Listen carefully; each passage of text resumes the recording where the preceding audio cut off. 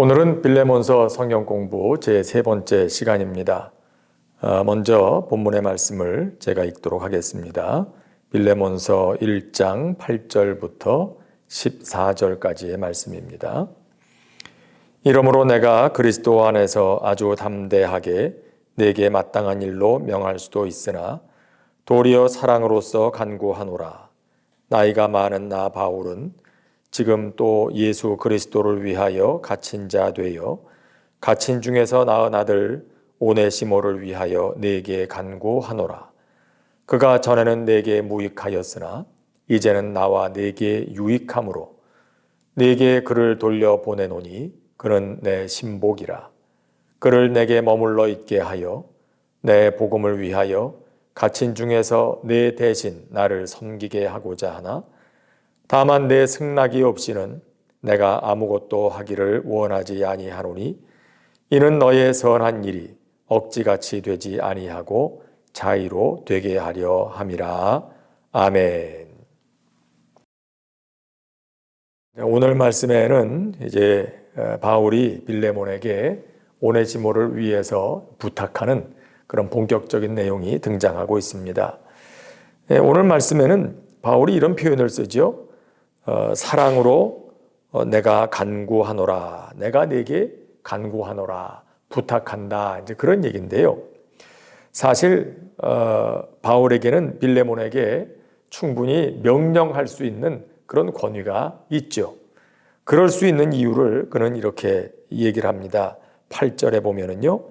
이러므로 내가 그리스도 안에서 아주 담대하게 내게 마땅한 일로 명할 수도 있으나 담대하게 명령할 수 있는 근거, 첫째는 나이 많은 나 바울은 그랬어요. 나이 많은 나 바울은 그의 나이가 많다는 거죠. 그리고 또 하나는 사명 때문입니다. 예수 그리스도를 위하여 갇힌 자 되어 그런 말씀이 있습니다. 예수 그리스도를 위해서 갇혀있는 예수 그리스도에게 붙들린 그런 사명이 있기 때문에 이런 사명을 받은 자로서 나는 내게 마땅히 명할 수 있다. 세 번째는 그에게 있는 사도의 권위로 그렇게 할 수 있습니다. 13절 말씀처럼 내 대신 나를 섬기게 하고자 하나 그렇게 얘기를 합니다. 사도로서의 권위를 가지고 바울은 빌레몬에게 얼마든지 요청할 수 있는 겁니다. 내가 나를 이런 방식으로 섬겨줬으면 좋겠다. 분명히 담대하게 요청할 수가 있습니다. 나이로 그리고 그가 가지고 있는 사명으로 볼 때 그리고 사도로서의 권위로 볼 때 바울은 얼마든지 빌레몬에게 오네시모를 보내라고 내가 네 종 오네시모를 나를 위해 섬기도록 이곳에 내가 데리고 있겠다라고 강하게 담대하게 얘기할 수도 있지만은 그러나 오늘 바울은 빌레몬에게 도리어 내가 사랑으로 내게 간구한다 그렇게 얘기를 하고 있습니다. 이렇게 하는 이유가 뭘까요? 분명히 바울이 빌레몬에게 담대하게 요청하고 명령할 수 있음에도 불구하고 빌레몬에게 정중하게 지금 이렇게 부탁하고 있는 거죠. 자기를 좀 낮추어서 이렇게 해주시오라고 하는 이유가 뭘까? 그 첫 번째는 이것입니다. 상대방에 대한 존중하는 마음 때문에 그렇습니다. 바울은 분명 빌레몬에게 이렇게 요청할 수 있는 자리에 있고 그런 권한이 있음에도 불구하고 빌레몬이라는 사람을 충분히 존중하고 있습니다. 그래서 그에게 이렇게 부탁하고 또 낮은 자세에서 간구하고 있는 것이죠. 요즘에 가끔 우리를 불편하게 하는 그런 단어가 있죠. 갑질이라고 하는 그런 단어.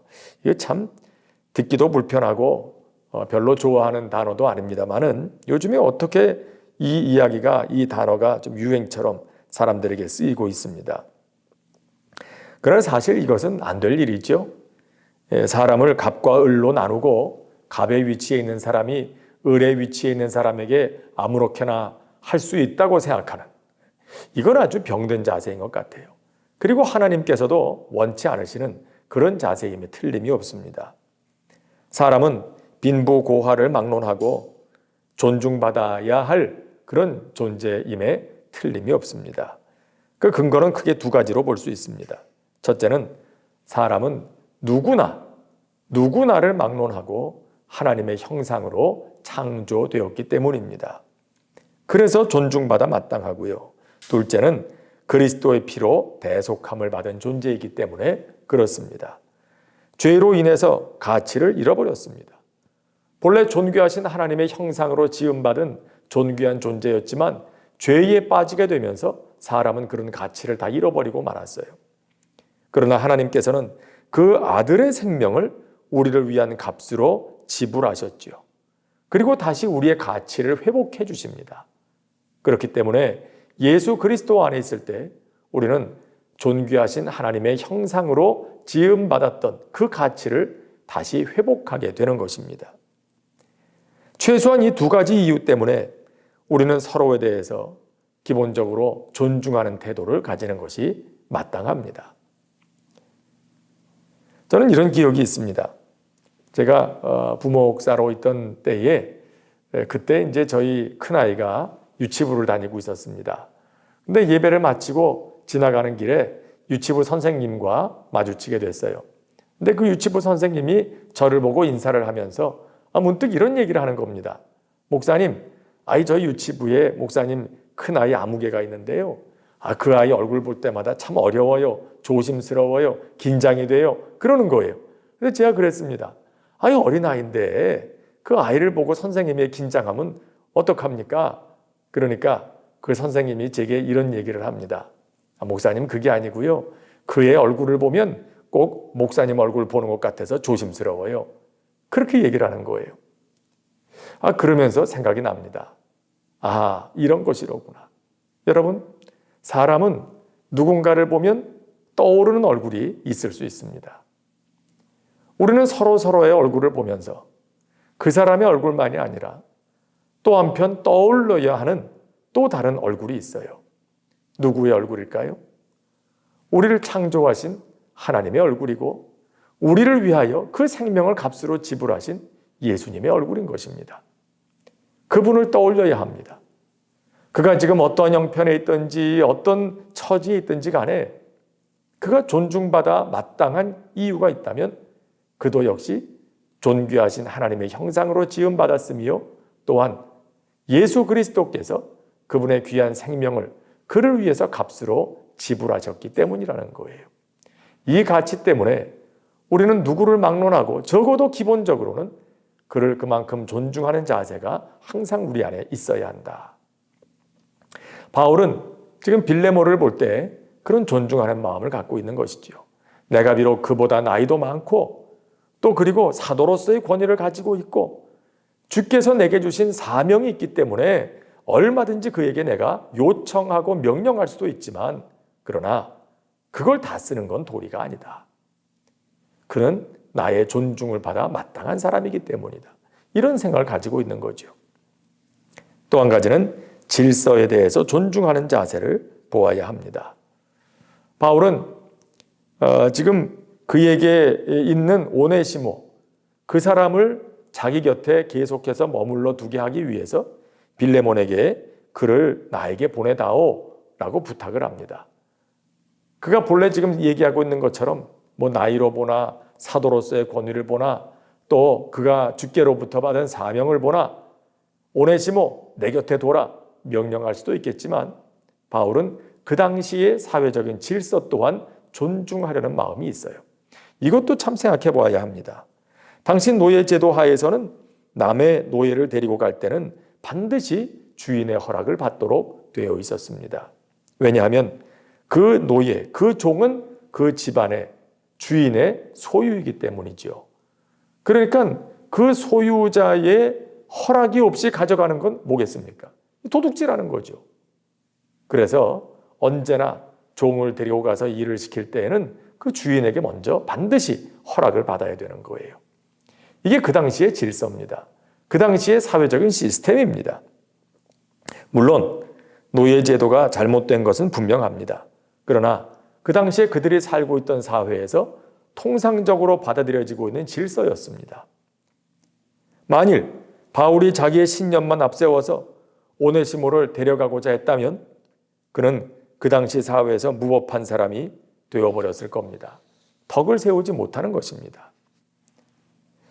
여러분, 그렇기 때문에 그리스도인은 누구보다도 이 세상의 법도 잘 지키는 사람이어야 합니다.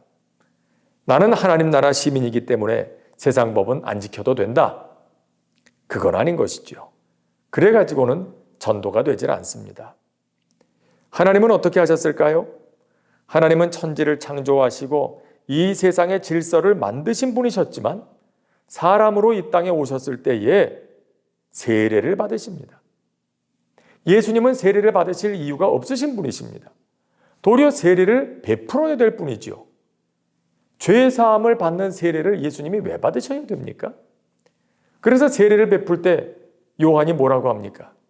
당신이 나에게 세례를 베풀어야 할 텐데 어찌 내가 당신에게 세례를 베풀 수가 있습니까? 그럴 때 예수님 말씀하십니다. 이렇게 함으로써 의를 이루는 것이 마땅하다. 예수님께서는 삼위일체 한 위격의 한 분으로서, 하나님으로서 이 땅에 오셔서 세례 받으실 이유가 없었고 도리어 사람들에게 섬김을 받아 마땅한 분이셨지만 예수님께서는 이 땅에 오셨을 때 하나님께서 피조물들을 위해 만들어 놓으셨던 그 질서에 당신 자신을 순복시키십니다. 복종시키십니다. 그럴 수밖에 없기 때문이 아니라 그것이 덕을 세우는 일임을 예수님께서 아시기 때문이죠. 육신의 어머니에게도 예수님께서는 순종하여 받드시는 모습을 보여주시지 않습니까? 다 마찬가지입니다. 하나님이 정하신 공의의 법칙을 따라서 십자가 위에서 형벌을 당하십니다. 하나님께서 우리에게 보여주신 모범입니다. 그리스도인들이 세상의 법을 지키는 이유는 덕을 세우기 위함이라는 것을 잊어서는 안 됩니다. 성도는 천국의 시민이지만 이 땅에 있는 동안 이 땅의 시민임도 잊어서는 안 됩니다. 교회는 하나님의 말씀을 따르는 공동체니까 국가의 통치에 복종할 필요가 없다. 그래서는 안 되는 것입니다. 그렇게 하는 것은 하나님을 무법한 자로 만드는 일입니다. 도리어 하나님의 영광을 가리는 일이 됩니다. 이 땅의 질서가 하나님의 뜻에 현저하게 어긋날 때는 때로 우리가 저항도 해야 되겠고 또 하나님의 정의를 세워가야 할 일도 있겠지만은 일반적인 경우, 대부분의 경우에는 교회와 성도가 이 땅의 질서를 존중할 필요가 있습니다. 도리어 앞장서서 그 질서를 잘 지켜가야 할 필요가 있습니다. 그래야 전도가 됩니다. 그래야 덕이 됩니다. 그래야 그 속에서 하나님의 이름이 높임을 받으십니다. 그것이 하나님의 뜻인 것이죠. 바울이 보여준 게 그랬어요. 바울이 마땅히 명할 수 있지만 그러나 그 당시에 그들이 살고 있는 세계의 질서는 그렇지 않았어요. 그렇기 때문에 그 질서를 따라서 바울은 빌레몬에게 부탁하고 있는 거죠. 허락을 구하는 거예요. 허락을 구하지 않아도 되는 자리에 있었지만은 그러나 바울은 그 당시의 사회의 질서를 존중해서 빌레몬에게 허락을 구하고 있습니다. 그리고 세 번째 살펴볼 것은 바울에게는 자원하는 마음이 중요하다는 것을 알고 있는 그런 생각이 바울에게 있었어요. 자원하는 마음이 중요하다. 바울은 빌레몬이 오네시모를 보내는 것이 억지가 아니라 자원하는 마음으로 되기를 바랬습니다. 그래서 14절 말씀에도 이렇게 얘기하지요. 다만 내 승낙이 없이는 내가 아무것도 하기를 원하지 아니하노니 이는 너의 선한 일이 억지같이 되지 아니하고 자의로 되게 하려 함이라. 빌레몬이 자기의 의지로 자의로 자발적으로 자원해서 오네시모를 바울에게 보내는 그런 방식이 되어야 이 모든 일들이 아름답고 또 하나님 일답게 되지. 빌레몬은 원치 않는데 바울이 요청하기 때문에 억지로 할 수 없어서 보내는 것이라면 그건 하나님 앞에서 원만하지 못하다. 덕이 되지 못하다. 하나님의 일답지 못하다. 바울은 그렇게 생각하고 있는 것입니다. 어찌 이 일뿐만이겠습니까? 바울의 이런 자세를 보면서 우리 또한 하나님의 일을 할 때에 우리의 자세도 그래야 한다는 것을 다시 한번 생각하게 됩니다. 우리는 어떤 일을 하든지 늘 자원하는 마음으로 할 수 있어야 됩니다. 레위기 7장에 보면 낙헌제라는 그런 제사의 이름이 나와요. 낙헌제. 하나님의 선하심에 감사하고 또 그런 마음으로 자발적으로 또 즐거운 마음으로 예물을 드리는 그런 제사를 보고 낙헌제라고 하죠. 그래서 시편에도 보면 시편 기자가 그가 하나님께 드리는 모든 것들이 심지어 그의 입술에 있는 말도 그의 삶의 열매도 다 하나님께 드려지는 낙헌제가 되기를 바란다. 그런 대목이 나옵니다. 하나님의 일을 할 때에는 우리는 언제나 낙헌제를 드리는 그런 마음으로 할 수 있어야 됩니다. 억지로 하는 것, 마지못해 하는 것, 이건 하나님께서 기뻐하시지 않지요. 즐거운 마음으로 할 때 그것이 하나님의 일이 되고 또 하나님의 영광을 드러내는 것이 됩니다. 그래서 출애굽기에도 보면 하나님께서 이스라엘 백성들에게 성막을 지으라고 하시죠. 근데 성막에 대한 것을 모세가 다 설명하고 난 후에 모세가 자, 이제부터 성막 지을 테니까 너희들에게 있는 거 다 가지고 와라. 사람들 보내가지고 그 집에 있는 게 얼마인지를 다 조사해가지고 다 필요한 거 싹싹 긁어와라. 그러지 않았어요.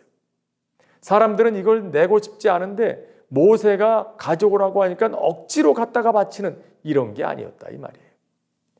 성막을 지어야 된다. 그러니까 모든 백성들이 자원하는 마음으로 다 필요한 것들을 가지고 왔다. 그렇게 출애굽기 35장에는 기록하고 있는 것입니다. 거긴 이런 말씀이 기록됩니다. 마음이 감동된 모든 자와 자원하는 모든 자가 와서 회막을 짓기 위하여 그 속에서 쓸 모든 것을 위하여 거룩한 옷을 위하여 예물을 가져다가 여호와께 드렸다. 여러분, 아무리 화려하게 아름답게 좋은 것으로 성막을 만들었다 할지라도 자원하는 마음으로 가져온 것으로 만들지 않았다면, 자원하는 마음으로 일한 결과가 아니었다면, 겉으로 볼 때는 화려하고 대단해 보일지 몰라도 하나님께서 기뻐하시는 일은 결코 아닐 겁니다. 우리는 이걸 깊이 생각해야 됩니다. 그래서 고린도후서 9장에도 보면 이런 말씀이 있어요.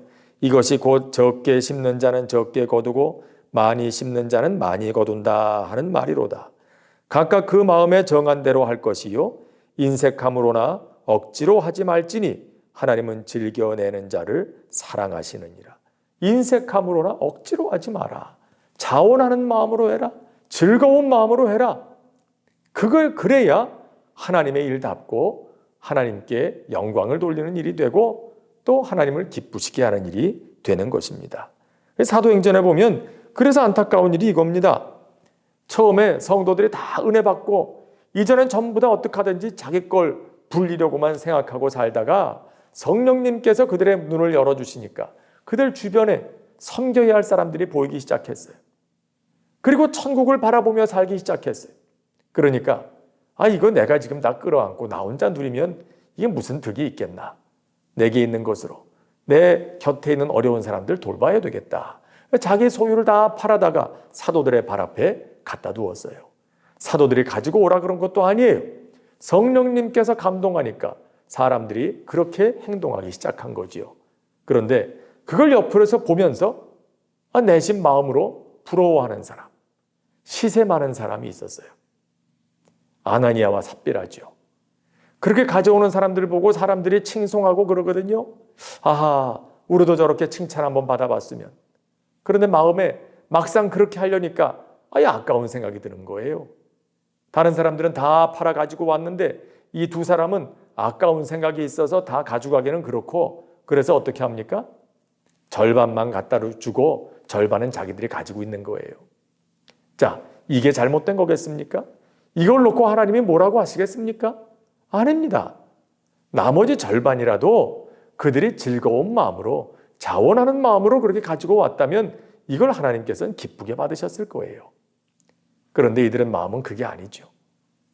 하고 싶지 않은데 가져오고 싶지 않은데 억지로 가져온 거예요. 억지로. 하나님은 이걸 기뻐하지 않으신 거예요. 그래서 거짓말을 하게 되는 것이죠. 사도들이 묻습니다. 베드로가 묻습니다. 너희가 이 가지고 온 게 이게 전부냐? 라고 하니까 이들이 거짓말을 해요. 이게 전부입니다. 단순히 거짓말했다는 것만은 아니에요. 왜 거짓말을 하게 됐을까요? 즐겨하는 마음이 없었기 때문에. 그런데 존경은 받고 싶고 칭찬은 받고 싶기 때문에 이런 마음에 거짓말을 하게 되는 거죠. 이게 참 안타까운 일이에요. 그것만도 좋은 일인데 선한 일인데 그걸 자원하는 마음으로 하지 못하고 억지로 하게 되니까, 다른 의도를 가지고 억지로 하게 되니까 하나님께서는 이걸 기뻐하지 않으시는 것이죠. 이사야서에 보면 하나님께서 이스라엘 백성들을 책망하는 장면이 나와요. 더 이상 내 앞에 예물을 가져오지 마라. 내가 그것을 지기에 곤비하였다. 그것이 나에게 짐이 되었다라고 얘기하세요. 여러분, 우리가 자원하는 마음으로 하지 않는다면 아무리 큰 업적을 남기고 아무리 훌륭하게 뭔가 일을 이루었다 하더라도 이 모든 건 하나님께 짐이 될 뿐이에요. 하나님의 마음이 불편해요. 그렇기 때문에 무슨 일이든지 크든지 작든지 이 일이 하나님의 일답게 되려면 자원하는 마음으로 할 수 있어야 되는 것입니다. 내가 하는 일도 자원하는 마음으로 해야 하는 것이고, 다른 사람들과 더불어 일을 하게 될 때도 그들이 자원하는 마음으로 함께 동력할 수 있도록 그렇게 도와주어야 돼요. 그래야만 그것이 하나님의 일답게 되기 때문인 것입니다. 바울이 빌레몬이 오네시모를 자원하는 마음으로, 즐거운 마음으로 보내줄 수 있어야, 그래야 이 모든 일들이 하나님의 일답게 된다. 바울은 이걸 원했습니다. 그래서 빌레몬에게 이런 편지를 쓰고 있는 것이죠. 이제 또 우리가 살펴볼 것이 있습니다. 자, 바울이 어째서 담대하게 명령할 수 있지만 사랑으로 간구하고 있는가? 그 이유를 몇 가지 살펴봤고요. 또 하나는 여기에 그가 하는 말 중에 또 주목해야 할 것이 이겁니다. 갇힌 중에 낳은 아들. 오네시모를 부를 때 그는 내가 갇힌 중에 낳은 아들이다. 자, 오네시모가 어떤 사람인가는 둘째치고요. 여기서 우리가 주목해 보아야 할 것은 바울이 갇힌 중에 아들을 낳았다 하는 장면이에요. 갇혀 있는 중에도 내가 복음으로, 말씀을 전함으로, 믿음으로 하나님의 자녀 되게 했다. 여러분, 감옥에 갇혀 있다는 것은 여러모로 복음을 전하기에 아주 편안한 그런 좋은 환경은 아닙니다. 그러나 바울은 그가 어디에 있든지 지금 갇혀 있는 이 상황 속에서도 그는 그의 사명에 집중하고 있었다는 겁니다. 복음을 전하는 일에 최선을 다합니다. 그래서 그는 디모데후서에서도 그의 후배 목회자인 디모데에게 이렇게 얘기하죠. 너는 때를 얻든지 못 얻든지 복음을 전파하라. 때를 얻든지 못 얻든지, 이게 원문은 이렇게 되어 있어요. 유카이로스, 아카이로스. 카이로스라는 말은 시간, 때라는 뜻이고요. 유라는 접두사는 좋다는 뜻이고 아라는 접두사는 나쁘다는 뜻이에요. 그러니까 유카이로스, 좋은 때든지, 아카이로스, 좋지 않은 때든지, 복음을 전하기에 좋은 때든지 복음을 전하기에 합당치 않은 때든지, 그 때가 어떠하든지 상황이 어떠하든지 언제나 우리의 기본적인 자세는 복음을 전하는 일에 도움이 될 수 있는 그런 자세로 살아야 한다. 그런 말씀인 거죠. 지금은 때가 좋으니까 열심히 하고 지금은 때가 안 좋으니까 지금은 안 하고, 이게 아니라는 겁니다. 우리의 자세는 때가 어떠하든지 한결같아야 한다. 가끔 무슨 세미나 한다고 그래서 보면은요, 나중에 가서는 꼭 이럴 때가 있어요. 결국 이게 물건 파는 것인 경우가 종종 있는 걸 봅니다. 자기들 상품 선전하는 거였어요. 알고 보니까 유익한 세미나라고 그래서 가보면은 말이에요. 그건 좀 실망스럽죠. 속았다는 느낌을 지울 수가 없어요. 이 사람들 세미나라는 이름을 걸어놓고 결국 우리에게 유익을 준다고 해놓고 자기들 거 파는 거 아닌가? 이런 느낌을 받게 될 때가 있죠. 근데 불행한 얘기지만 교회에서도 가끔 보면은요, 전도 집회한다 그러고 혹은 전도 프로그램이라고 하고 이런 거 할 때 보면 그런 느낌을 가끔 받을 때가 있어요. 이건 불신자들의 입장에서 생각해 봐야 되거든요. 우리 입장에서야 어떤 방법을 통해서든지 사람들 데려다 놓고 복음을 전해야 한다. 그럼 그 중심만큼은 틀리지 않았어요. 그러나 전도라는 건 언제나 불신자들의 입장에서 생각해 봐야 되거든요. 그들에게 이러한 것이 어떻게 받아들여질 것인가를 생각해야 돼요. 가끔 보면 그저 선한 목적으로, 순수한 목적으로 하면 좋겠는데 이게 그들에게 도움되는 것처럼 막 여러 가지 것들을 그들에게 주고 이렇게 수고하고 다 해놓고 마지막에 가서 이렇게 교회 나오라, 전도 우는 이렇게 얘기하면 불신자들의 입장에서는 어떤 생각이 듭니까? 아, 참 고맙다. 복음을 나에게 전해줘서 고맙다. 그렇게 생각할까요? 불신자들의 입장에서 보면은요, 아예 결국 이거 다 전도하려 그런 거구나. 우리 교회 끌고 나가려 그런 거구나. 이렇게 딱 되는 거예요. 그러면 그들은 어떻게 생각할까요? 우리 입장에서는 그렇게 생각하지 않아요. 그러나 불신자들 입장에서는 이런 표현 죄송합니다만 속았다고 생각하는 거예요. 아, 결국 전도하려고 그랬구나. 이게 진짜로 우리를 위해서 그런 게 아니었구나. 물론 우리 입장에서는 그들에게 복음을 전하는 게 진짜로 그들을 위하는 거죠. 영생을 그에게 주는 것인데 이게 어찌 잘못된 일이겠습니까? 그런데 불신자들 입장에서는 그렇지 않다는 거예요. 그들 입장에서 볼 때는 이거 결국 교인들이 교회에서 자기들 교인 수 늘리려고 그런 거지, 아, 이거 우리 위해서 그런 게 아니구만, 이렇게 느껴지게 될 때가 있다는 거죠. 여러분, 그런데 예수님께서 가르쳐 주신 전도의 방법은 뭘까요? 예수님은 이렇게 말씀하십니다. 우는 자들과 함께 울고 기뻐하는 자들과 함께 기뻐하라고 하시죠. 삶으로 하나님의 사랑을 보여주라는 것입니다. 그렇게 함으로써 그들의 마음이, 그들의 영이 감동되어야 된다는 것이죠. 하나님의 사랑으로 감동될 때 하나님께로 돌아오게 되는 것입니다. 이게 중요한 것입니다. 이런 이야기가 있습니다. 성 안토니라고 하는 수도사가 산에 올라가서 3년 동안 수도 생활을 했답니다. 그의 마음은 이랬어요.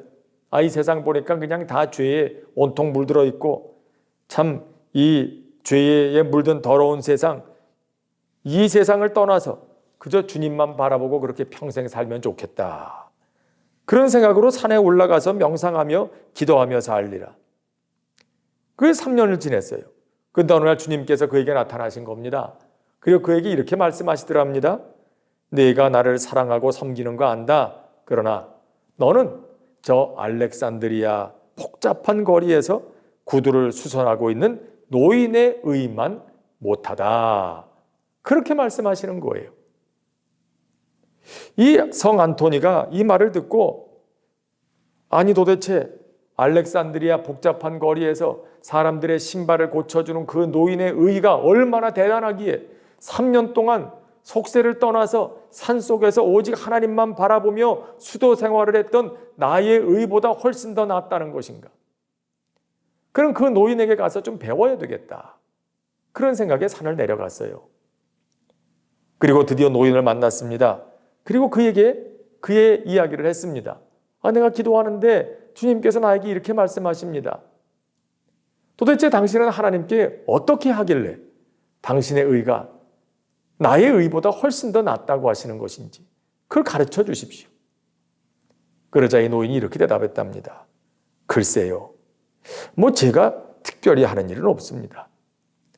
저는 다만 남의 신발을 고치고 또 깨끗이 닦을 때 주님의 발을 씻는 마음으로 할 뿐입니다. 주님의 발을 씻는 마음으로 망가진 신발을 정성껏 꿰매주고 있을 뿐입니다. 그렇게 얘기를 했대요. 근데 이 말을 듣고 이 성 안토니가 크게 감동을 받았다는 거죠. 여러분, 기회를 얻든지 못 얻든지 우리의 매일의 삶은 복음 전파에 도움이 되는 삶을 살아야 할 것입니다. 말로 할 수 있는 기회가 되면 말로 전하고, 그렇지 않으면 이와 같은 삶의 모습으로 우리의 진심이 그들에게 전해질 수 있는 그런 방식으로 우는 자들과 함께 울어주고 즐거워하는 자들과 함께 즐거워하면서 그런 삶을 볼 때 사람들이 하나님을 향하여 마음을 열게 되는 것이죠. 여러분, 이 오네시모가 왜 바울을 통해서 복음의 마음을 열었을까요? 바울은 로마에 있는 2년 동안의 가택 연금 상태에 있었습니다. 그러나 그를 만나러 오는 사람들은 자유롭게 만날 수가 있었죠. 바로 그때 오네시모를 만났던 것으로 추정이 됩니다. 오네시모는 도망한 노예입니다.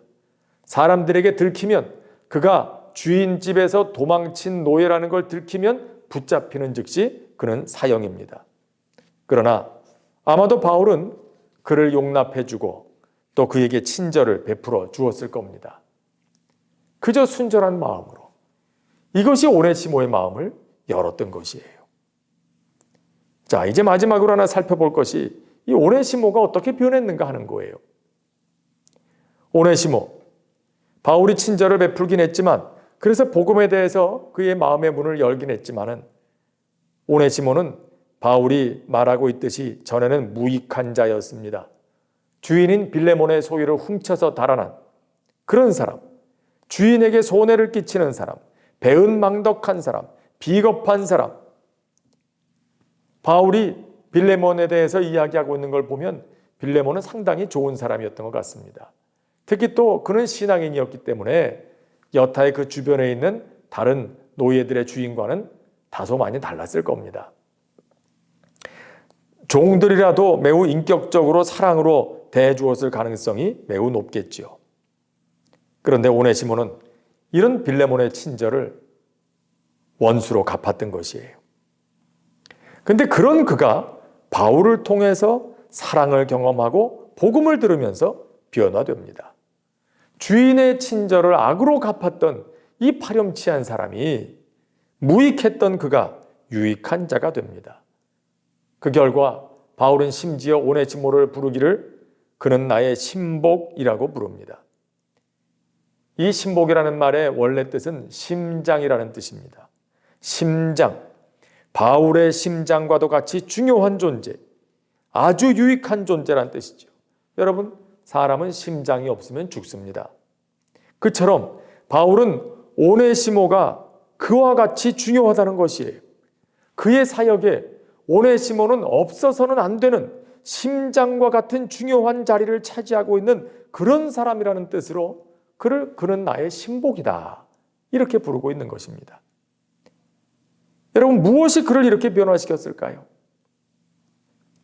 바울을 통해서 그가 경험한 하나님의 은혜가 그를 변화시키는 것입니다.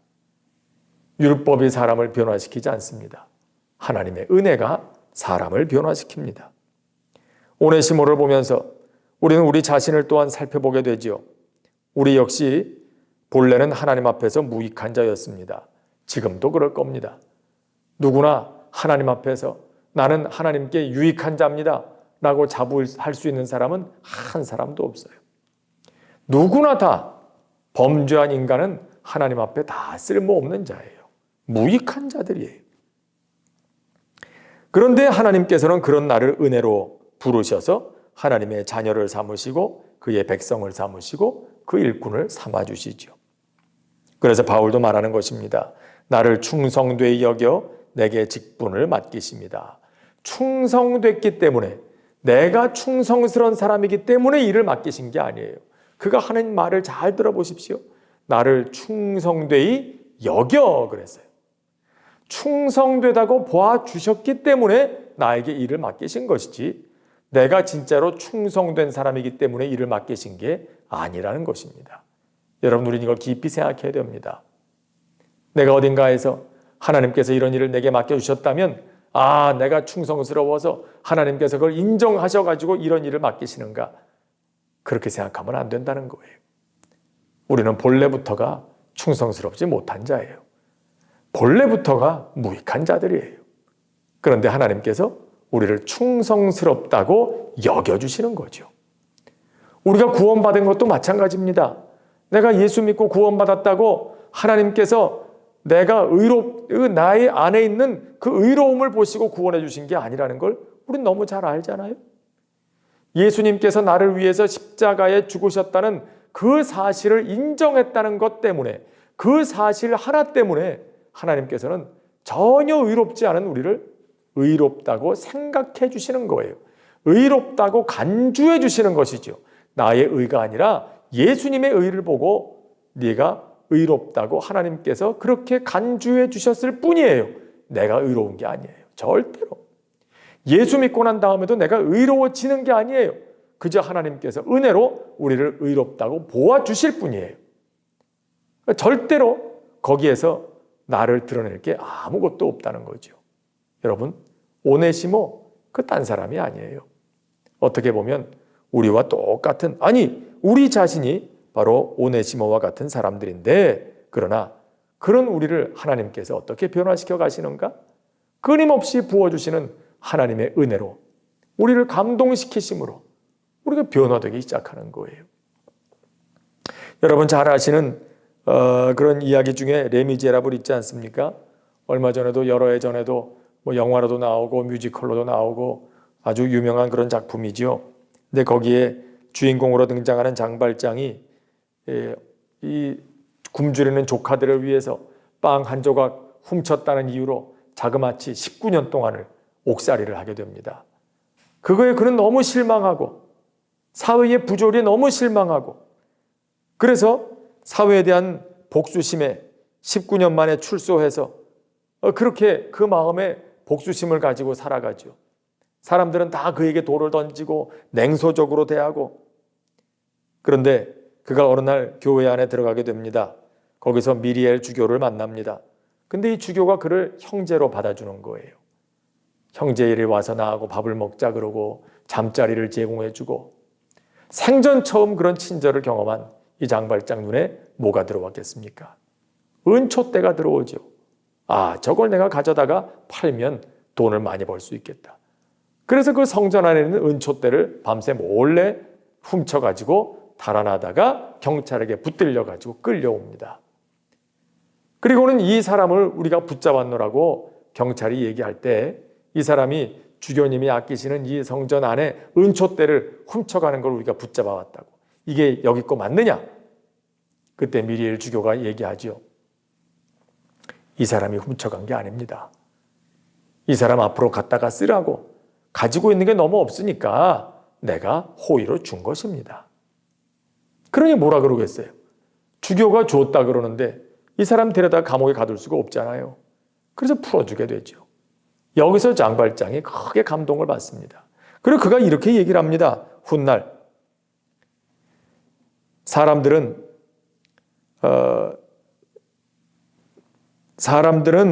나를 언제나 이렇게 냉대했고 그랬지만은, 나를 죄수 번호로 이 땅에 매장해 버렸지만은 그는 나를 형제라고 불러주었다. 이게 그의 마음을 감동시키는 거예요. 그래서 새로운 사람이 되죠. 새 이름을, 마들렌이라고 하는 새 이름을 가지고 살면서 많은 사람들에게 선을 베풀고 존경을 받고 그 도시의 시장이 되고 이후로도 많은 사람들을 섬기며 도우며 그런 사람으로 살기 시작합니다. 여러분, 장발장을 변화시킨 것은 주교를 통해서 경험한 사랑이었지요. 그의 죄를 묻는, 또 그의 뒤를 집요하게 쫓는 그런 형사 자베르와 같은 사람, 혹은 감옥에서의 형벌, 이런 율법이 아니었습니다. 율법이 그를 변화시킨 게 아니라 은혜가 그를 변화시키게 되죠. 오네시모를 변화시킨 것도 바로 그것이었다 이 말이에요. 바울을 통해서 보여주신 하나님의 은혜와 사랑이 그를 변화시키게 됩니다. 하나님의 일꾼 되게 하는 것입니다. 오늘 우리에게 이 말씀을 통해서 우리에게 들려주시는 것도 그렇습니다. 빌레몬을 대하는 바울의 자세, 마땅히 명령할 수 있는 위치에 있음에도 불구하고 이런 이유 때문에 정중하게 그에게 부탁하고 있는 이 바울의 모습 속에서 오늘 우리가 이 세상에서 그리스도인으로 살아갈 때 어떤 자세로 사는 것이 합당한가? 또 갇힌 중에라도 복음을 전하며 또 계속해서 믿음의 후사를 이어가고 있는 이 바울의 모습을 보면서 또 그 은혜, 그를 통해서 경험한 은혜로 변화받은 오네시모의 모습을 보면서 오늘 우리는 우리 자신을 들여다보게 되고 또 우리가 계속해서 살아가야 할 믿음의 삶이 어떠한 것인가를 보게 되는 것입니다. 기도하겠습니다. 은혜로우신 하나님 아버지, 오늘도 바울이 빌레몬에게 써서 보낸 편지의 내용을 통해서 오늘 우리가 보아야 할 믿음의 자세, 다시 한번 회복해야 할 그 믿음이 어디에 있는가를 알게 하여 주시니 감사합니다. 마땅히 그에게 있는 권한으로 주장할 수 있음에도 불구하고 그러니 모든 것을 다 내려놓고 정중하게 겸손하게 그렇게 권면하고 부탁하고 있는 바울의 모습을 보면서 우리 또한 성도로서 이 땅에 살아갈 때 어떠한 자세로 살아가야 할지를 다시 생각하게 됩니다. 아버지 하나님, 우리 또한 그러한 마음으로 이 세상에 사는 동안 덕을 세우게 하시고 또 복음의 전파를 위한 효과적인 통로로 살아갈 수 있도록 은혜 부어 주시옵소서. 오네시모를 변화시키듯 우리 또한 하나님의 은혜로 오늘과 같은 삶을 살게 하셨사오니 그런 삶을 통해서 하나님의 뜻을 이루어드리는 복된 믿음의 사람들 다 되게 하여 주시옵소서. 예수님의 이름으로 기도합니다. 아멘.